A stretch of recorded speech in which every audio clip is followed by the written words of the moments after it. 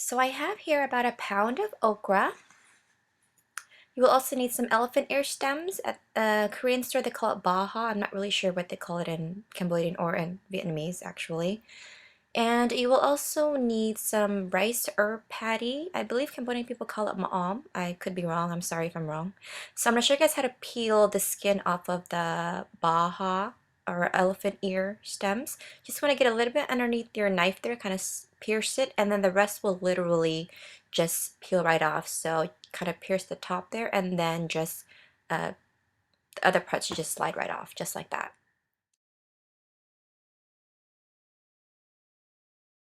Next, you want to slice these at a diagonal about a ½ inch thick or so. Some people like to use the fuzzy squash, and that's fine. That's just a different type of veggie that you can use if you wish. Next, we're taking our okra and we're just going to chop off the ends, just little pieces of it, or else it gets kind of stringy. And then you want to cut them in half, just like that.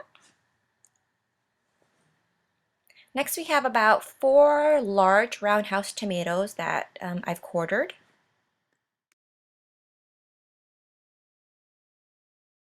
Now I have here 4 catfish fillets that I'm going to cut into thirds.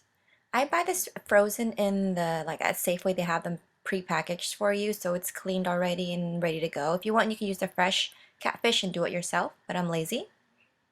So here I have here everything ready to go. Here's my okra. Always have your ingredients ready to go before you continue with your broth. It makes everything much easier.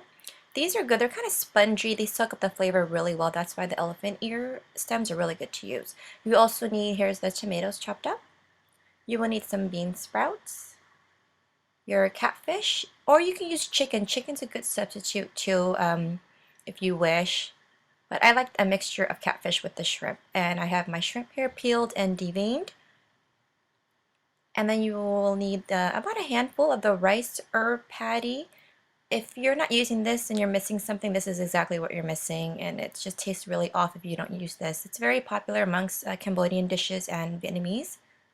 About a good handful. And I like to use I think they're called, it's a Mexican coriander or a sawtooth coriander, I believe.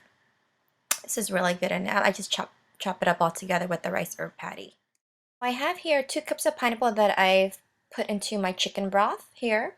And then I'm going to add in my fish sauce, salt, and sugar.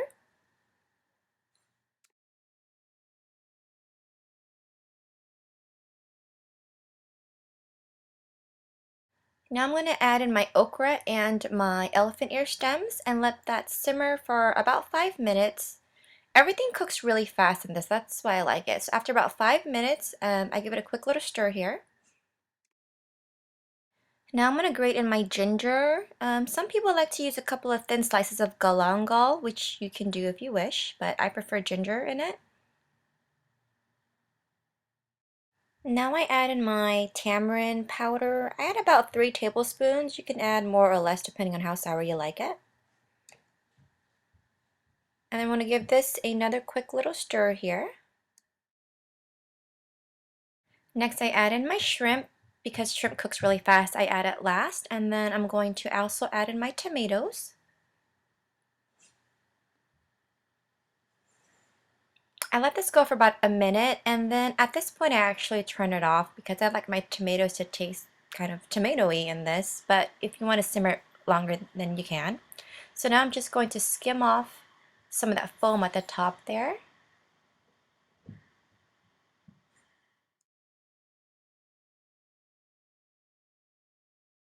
Now we add in our bean sprouts. Give this a quick little stir.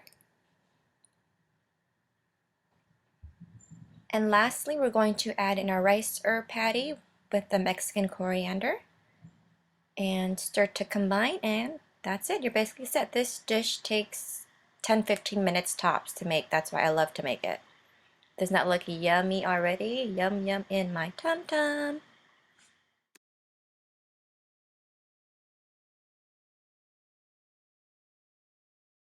And here you have the finished result. There are many different variations of this soup. You can add, like I said, thinly sliced pieces of galangal. You can add, use the fuzzy squash instead of the elephant ear. stems. You can use chicken instead of seafood. You can use, my sister likes to use the pickled lotus ringlets that come in the jar. That's good to add too. You can use fried garlic in it. My husband's not a fan of the fried garlic in it, so I always leave that out. And that's about it. I hope you guys enjoyed the video. Thanks so much for watching, and please subscribe. Bye!